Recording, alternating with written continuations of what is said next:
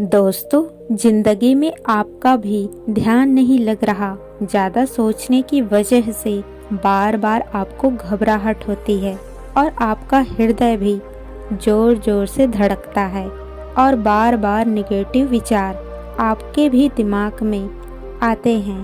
तो ज़्यादा सोचने वाली बीमारी से बचने के लिए और इस बीमारी को दूर करने के लिए आज हम आपको बौद्ध भिक्षु की कहानी के माध्यम से आपकी समस्या का हल बताएंगे। तो आज की कहानी को पूरा देखें ताकि आप भी इस कहानी को सुनने के बाद आप अपने समस्या से छुटकारा पा सकते हो। तो चलिए आज की कहानी शुरू करते हैं। एक बार चीन के एक हिस्से में बहुत बड़ा मठ था जहाँ लगभग 500 भिक्षु रहते थे। वो सभी अपने गुरु के मार्गदर्शन में खुद को जानने का प्रयास कर रहे थे। एक दिन उस मठ में एक शिष्य बनने आया। उसने मास्टर जी से कहा, मास्टर जी, मैं खुद को जानना चाहता हूँ। मैं सच की तलाश कर रहा हूँ। मैं पता लगाना चाहता हूँ कि सच क्या है। मास्टर ने उसकी ओर देखा और कहा कि अगर तुम सच जानना चाहते हो तो तुम्हें अपना पूरा जीवन दांव पर लगाना होगा। सच को जानने में तुम्हारा पूरा जीवन लग सकता है, फिर भी इस बात की गारंटी नहीं है कि तुम्हें इस जीवन काल में सच का पता लगेगा या नहीं। क्या तुम इसके लिए तैयार हो? शिष्य ने कहा, मास्टर जी, मैं यहाँ पीछे मुड़ने के लिए नहीं आया हूँ, मैं इसके लिए तैयार हूँ। गुरु ने कहा, अगर ऐसा है तो तुम एक काम करो, इस मठ में 500 भिक्षु है, तुम इनके लिए चावल कूटने का काम करो। बस सुबह से शाम तक चावल कूटने का ही काम करना और तुम थक जाओगे तो सोने चले जाओ।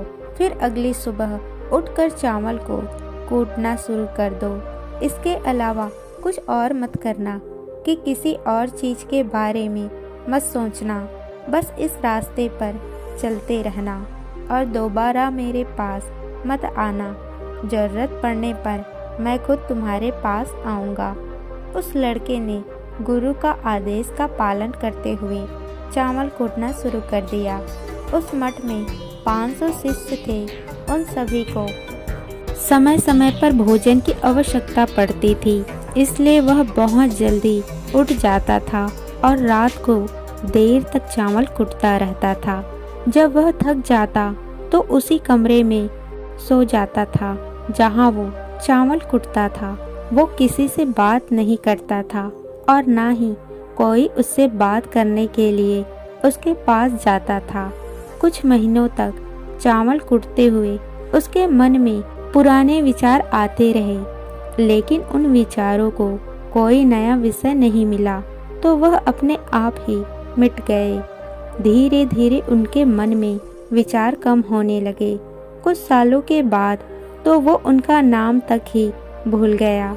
वह हमेशा चुप रहता और विचारहीन अवस्था में बस चावल कूटता रहता।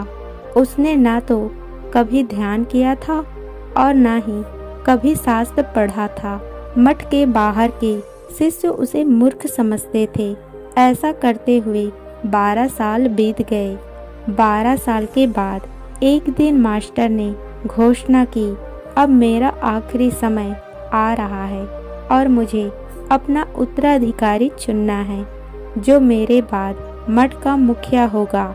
इसलिए मेरा कोई भी शिष्य है जिससे लगता है कि उसे आत्मज्ञान का साक्षात्कार हो गया है और खुद को जान लिया है, तो रात को मेरे दरवाजे के पास आकर इस दीवार पर कुछ पंक्तियाँ लिखे जिसमें उसकी जिंदगी का सारा अनुभव समाया हो। कई शिष्यों ने ऐसा करने के बारे में सोचा, पर मठ के प्रमुख शिष्यों में से एक ने वहां जाकर कुछ पंक्तियाँ लिखी। उसे बौद्ध धर्म ग्रंथों का बहुत ज्ञान था। सभी शिष्य को लगता था कि वो इस मठ का उत्तराधिकारी बन सकता है। उसने लिखा था कि मन एक दर्पण की तरह है जिस पर विचारों और इच्छाओं की धूल जमा हो जाती है। इस धूल को हटाने के लिए ही ध्यान है, जिसकी धूल हट जाती है और मन का दर्पण साफ हो जाता है तो मोक्ष को प्राप्त कर लेता है। अगली सुबह जब मास्टर उठे और उन्होंने पंक्तियों को देखा और उन्होंने कहा, किस बेवकूफ ने यह सब कचरा मेरी दीवार पर लिखा है। वो शिष्य जिसने यह लिखा था वो चुप रहा, हालांकि उसने जो पंक्तियां लिखी थी वो ज्ञान से भरी थी, लेकिन यह सब किताबी ध्यान था। वो शिष्य बहुत चालाक था। उसने पंक्तियां लिखी पर उसने नीचे अपने हस्ताक्षर नहीं किए, क्योंकि वो स्वयं इसके बारे में निश्चित नहीं था कि ये सही है या नहीं, क्योंकि उसे आत्म साक्षात्कार नहीं हुआ था। गुरु ने पंक्तियों को पूरी तरह से खारिज कर दिया। ये देखकर सभी हैरान रह गए। ये घटना पूरे मठ में चर्चा का विषय बन गई। इस विषय पर बात करते हुए दो शिष्य उस शिष्य के पास से गुजरे तो 12 साल के बाद यहाँ आया था और दिन रात चावल कुटता रहता था। दोनों की चर्चा सुनकर वह धीरे से हंस पड़ा। दोनों शिष्य ने उससे पूछा कि तुम क्यों हंस रहे हो। दोनों शिष्यों की नज़र यह चावल कुटने वाले दुक्षी भिक्षु था। किसी ने तो कभी ध्यान करते हुए देखा ही नहीं था, कभी शास्त्र पढ़ते हुए नहीं देखा था। हर कोई उसे मूर्ख समझता था जो बस चावल को ही जानता था। उस मठ में बहुत बड़े बड़े विद्वान थे, लेकिन उस चावल कुटने वाले को किसी से कोई मतलब नहीं था। इसीलिए वह दोनों शिष्य उससे मुस्कुराता हुआ देखकर चकित रह गए। उन्होंने फिर से पूछा कि तुम क्यों हंस रहे हो। उसने जवाब दिया, मैं इसलिए हंसा कि मास्टर सही बोल रहे हैं, यह सब कचरा है, इन पंक्तियों का कोई मूल्य नहीं है। वो दोनों शिष्य चौंक गए। उन्होंने उससे पूछा कि क्या तुम ऐसी पंक्तियाँ लिख सकते हो जो इससे भी बेहतर हो। चावल कुटने वाले ने जवाब दिया, नहीं, क्योंकि मैं अनपढ़ हूँ, लेकिन हाँ, मैं कुछ पंक्तियाँ लिख सकता हूँ। अगर तुम उस पंक्तियों को लिख सकते हो तो मैं तुम्हारे साथ जाने के लिए तैयार हूँ। उन दोनों शिष्यों ने कहा, ठीक है। वे मास्टर के कमरे के पास गए और चावल कुटने वाले ने कुछ पंक्तियाँ बोली और दूसरे शिष्यों ने उस दीवार पर लिख दिया और उन पंक्तियों को नीचे लिख दिया कि चावल कुटने वाला।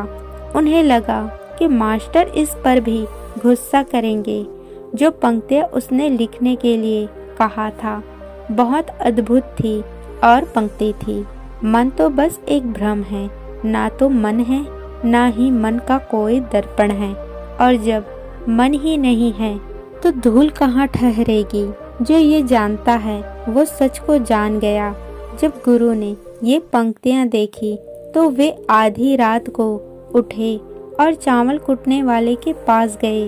वह सो रहा था और मास्टर ने उसे जगाया और कहा कि ये लो मेरी छड़ी और मेरे वस्त्र ले लो, आज तुम मेरे उत्तराधिकारी हो, लेकिन इस मठ को छोड़कर कहीं दूर चले जाओ, क्योंकि इस मठ में बहुत सारे विद्वान हैं जो खुद को तुमसे ज़्यादा श्रेष्ठ मानते हैं और वो तुम्हें मार देंगे। वो इन बात को बर्दाश्त नहीं कर सकते कि एक साधारण सा चावल कुटने वाला उससे ज़्यादा विद्वान निकला। तुम्हें वह सारा ज्ञान हो गया है जो मुझे है। तुम्हें यह सारा ज्ञान चावल कुटते कुटते हुआ है और मुझे पता है कि तुम जहाँ भी जाओगे लोग तुम्हारे पास आने लगेंगे, क्योंकि जब कोई फूल खिलता है तो उसकी महक हर तरफ फैलने लगती है। उसने अपने गुरु के पैर छुए और रात को ही वहाँ से चला गया। अगर हम अपनी ज़िंदगी में देखें तो पाएंगे बहुत से लोग सोचते हैं कि ध्यान केवल एक ही जगह बैठकर आंखें बंद कर ही किया जा सकता है, लेकिन हकीकत में ऐसा नहीं है। ध्यान तो चलते चलते भी किया जा सकता है, अपना कुछ काम करते हुए भी ध्यान किया जा सकता है। असल में ध्यान का मतलब कि आप जो भी काम कर रहे हैं उसे अपने शिद्दत से करें कि आपको आपके शरीर को ख्याल भी न रखे। बिल्कुल उस चावल पीसने वाले की तरह जो चावल कूटने में इतना मग्न हो गया कि उसका खुद का कोई ख्याल ही नहीं रहा। उसने चावल कूटते हुए ही उसने आत्म साक्षात्कार प्राप्त कर लिए। हर समय वर्तमान में रहना और कुछ नहीं सोचना। मन तब तक ही है जब तक विचार है। जब विचार ही नहीं रहेंगे तो मन भी गायब हो जाएगा। जब मन ही नहीं रहेगा तभी तुम अपने आप को अच्छे से जान पाओगे।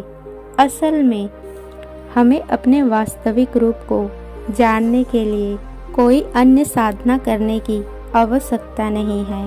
हम जो कुछ भी कर रहे हैं बस उसमें हमें पूरी तरह से खो जाने की जरूरत है। अपने काम में इस तरह से लीन हो जाओ कि आपका काम भी ध्यान बन जाए। दोस्तों, ज़्यादा सोचने लोगों के लिए दूसरी रहस्यमय कहानी अब हम आपको बताएंगे। तो चलिए कहानी शुरू करते हैं।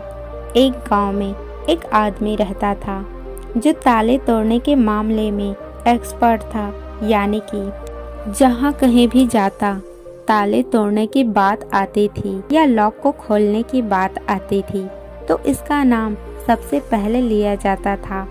एक दिन कुछ समझदार लोगों ने उसकी परीक्षा लेनी चाहिए और उसको बता दिया गया कि आपको इस जगह पर इस तारीख को आना है और ताले को तोड़ना है। जब वह समय के अनुसार नए दिनांक को वहां पहुंचा गया तो उसको प्रतियोगिता के नियम समझा दिए गए। आपको एक बॉक्स में बिठा दिया जाएगा और इन बॉक्स को पानी में उतार दिया जाएगा।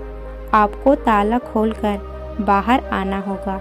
इस बस आपको लगता है कि लॉक आपसे नहीं खुल पाएगा तो आप इमरजेंसी बटन को दबा सकते हैं और ऊपर आ सकते हैं, लेकिन आप प्रतियोगिता में हार जाएंगे। उसने सभी नियमों को हाँ कर दी और पानी में चला गया। जैसे वह पानी में पहुंचा तो उसने जेब में से एक चाबी निकाली और लॉक को खोलने की कोशिश करने लगा।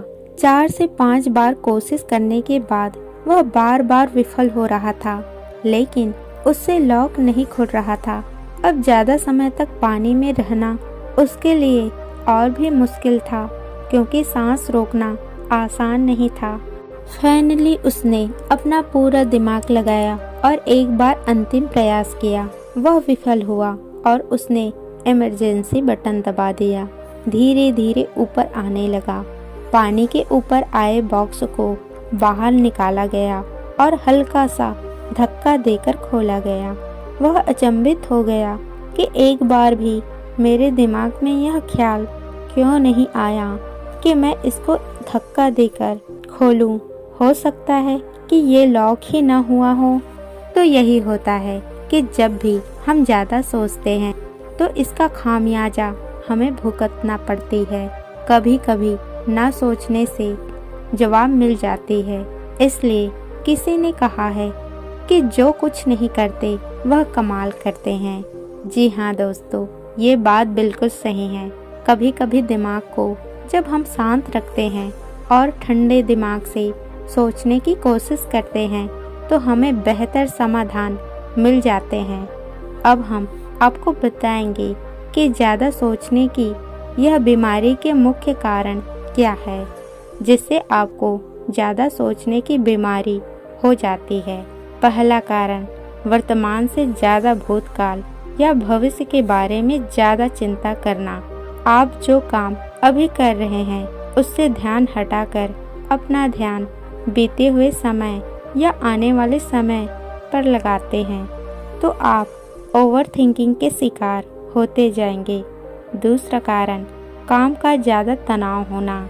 जब वर्कलोड ज़्यादा होता है तो दिमाग भी तेजी से चलने लगता है और यह तनाव का रूप लेता है और दिमाग में वो विचार भी आने लगते हैं जो काम से संबंधित नहीं हैं और लोग ओवर थिंकिंग के शिकार हो जाते हैं। तीसरा कारण, डर का बना रहना।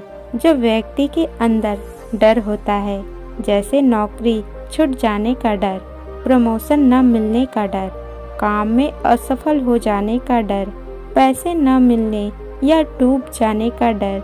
व्यक्ति इस डर को कल्पना करता रहता है, भले ही ऐसा न होने वाला हो, लेकिन धीरे धीरे ये डर उससे जरूरत से ज़्यादा सोचने और मजबूर कर देता है। चौथा कारण, कॉन्फिडेंस की कमी। जब व्यक्ति में किसी काम करने के प्रति उलझन बनी रहती है तो कॉन्फिडेंस कम होता जाता है, जिसके चलते नकारात्मक विचार दिमाग को घेरना शुरू कर देते हैं और व्यक्ति ज़्यादा सोचना और चिंता करना शुरू कर देता है। पांचवा कारण, चीज़ों के बारे में सकारात्मक से ज़्यादा नकारात्मक विचार। जब व्यक्ति छोटी छोटी बातों को नकारात्मक पहलू के बारे में ज़्यादा सोचना शुरू कर देता है तो धीरे धीरे व्यक्ति ओवर थिंकिंग का शिकार होता जाता है। क्या ओवर थिंकिंग या अत्यधिक सोचने से छुटकारा पाया जा सकता है? तो इसका जवाब है जी हाँ, बिल्कुल। ओवर थिंकिंग यानी अत्यधिक सोच से छुटकारा पाया जा सकता है, हालांकि थोड़ा समय लग सकता है। तो दोस्तों, आइए जानते हैं ओवर थिंकिंग से छुटकारा कैसे पाए। ओवर थिंकिंग यानी अत्यधिक सोच से छुटकारा पाने के उपाय। ये सब जानते हैं कि पहले विचार दिमाग में आता है और वो क्रिया रूप लेता है।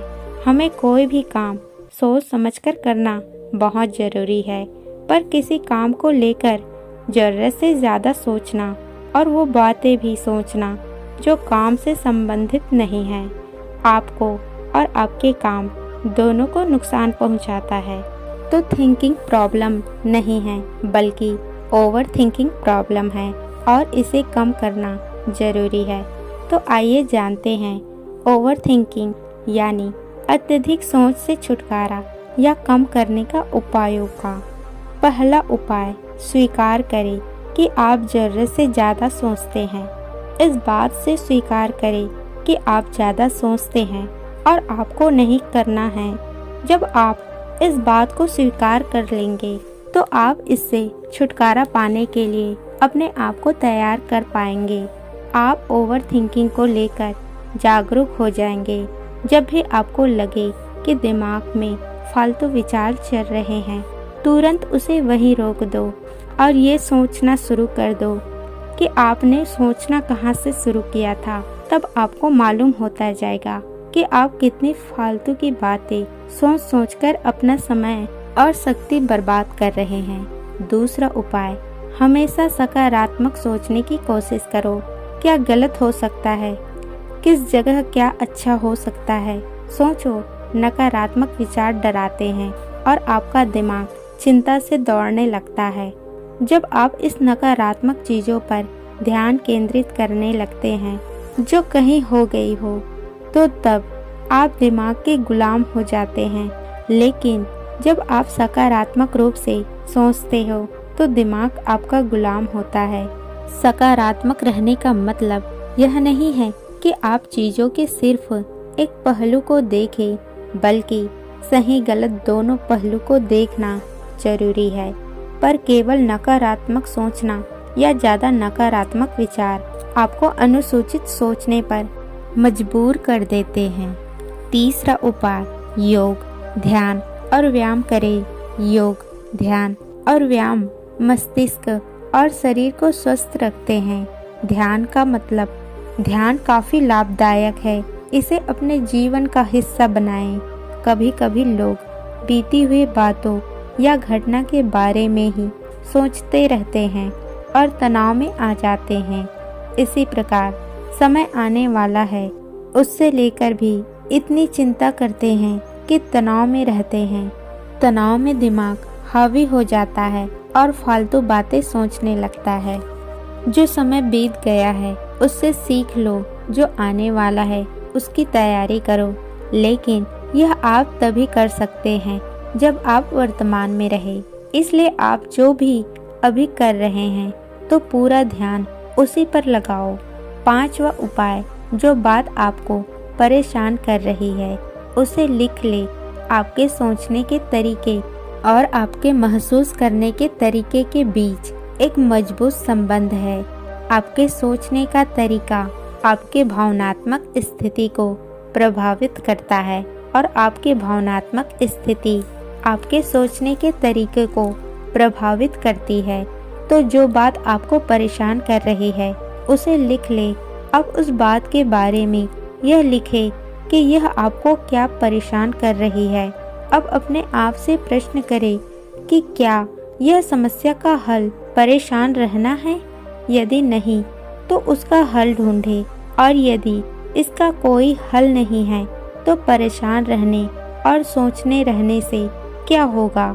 जब धीरे धीरे आप ऐसे करेंगे तो इस चीज के आपको आदत बढ़ती जाएगी और आप अनावश्यक सोचना बंद कर देंगे। छठा उपाय, अपने भावनाओं का नियंत्रण रखो। भावनाओं पर नियंत्रण रखने का मतलब ये बिल्कुल भी नहीं है कि आप अपने भावनाओं को दबाएं, लेकिन आपको अपने भावनाओं पर नियंत्रण रखना होगा। जब आप अपनी भावनाओं पर नियंत्रण रखते हैं तो हकीकत को देख पाते हैं। अनियंत्रित भावनाएं दिमागी विचारों को बेफिजुल्क गति प्रदान करती है। सातवां उपाय, चिंता नहीं चिंतन करें। चिंता ओवर थिंकिंग को जन्म देती है और चिंतन क्रिएटिविटी को जन्म देता है। फालतू सोचने की जगह कोई कहानी, कोई लेख, कविता या कुछ रचनात्मक सोचें। आठवां उपाय, अपने पसंद की चीजें करें। जब भी आप फ्री हो तो आप ऐसा काम करो जिसे करना अच्छा लगता हो। किताबें पढ़ने, गाना सुनने, गाना गाने, घूमने जाए।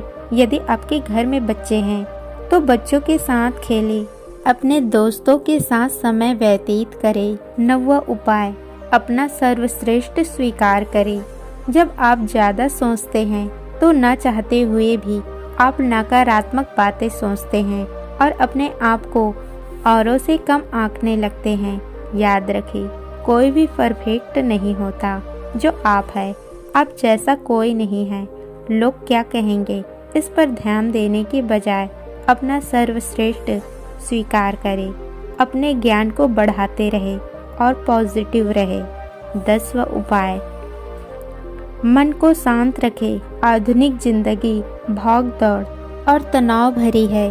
अधिकतर लोगों के साथ तनाव में बने रहना इतना सामान्य हो जाता है कि उन्हें इस बात का पता ही नहीं चलता कि धीरे धीरे तनाव उनके मस्तिष्क और शारीरिक स्वास्थ्य पर बुरा प्रभाव डाल रहा है।